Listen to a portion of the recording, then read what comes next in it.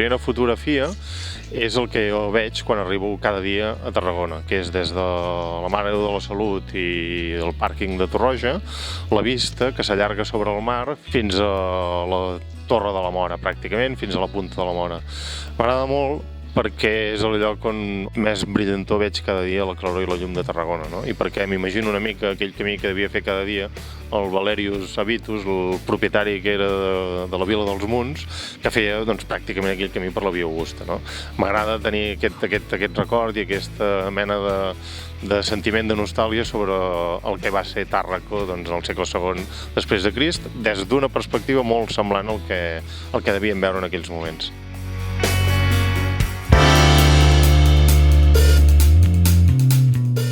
La segona fotografia que he triat és una mica un símbol perquè és el portal de Sant Antoni, que hi ha molta gent que es pensa que és una de les entrades romanes a la ciutat.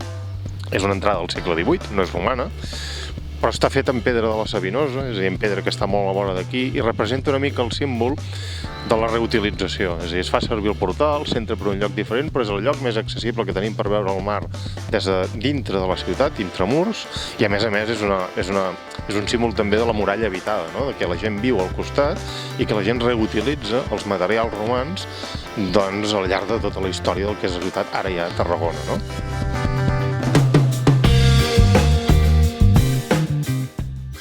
I la tercera fotografia que he triat és una fotografia d'un plat i d'una copa de vi. Un plat del restaurant Naco, de l'Anna i el Quintín, que és un dels llocs on jo més de gust menjo a Tarragona. I l'he triada perquè crec que Tarragona és una plaça també, és un lloc gastronòmic on la gent hi ha disfrutat al llarg de la història, perquè tenim documentació escrita des del segle II, primer després de Crist, la gent hi vivia bé i la gent hi segueix vivint bé, no? I per mi un dels símbols del benésser, del viure bé, és la gastronomia. I a més a Tarragona és un lloc de privilegi pel vi, no només tenim una denominació d'origen amb el nom de la ciutat, sinó que tenim en el territori de Tarragona altres 7 denominacions d'origen, no? Les últimes imatges que hem vist són d'inscripcions.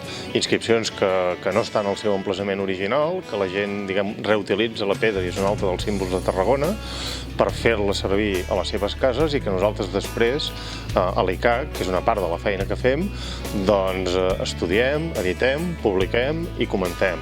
Les inscripcions a Tàrraco les va escriure, les va publicar i estudiar un gran savi, diguem, que es deia Guesa Alfeld, que per desgràcia doncs, ja és mort de fa uns anys, però nosaltres seguim una part d'aquesta tradició.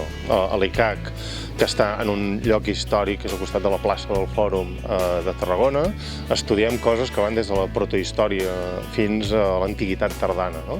I en el nucli d'aquest estudi hi ha una mica la Tàrraco romana, no? I un dels símbols de la Tàrraco romana són precisament les inscripcions. Jo només faig de director a l'ICAC, sinó com a investigador també em dedico sobretot a estudiar les inscripcions.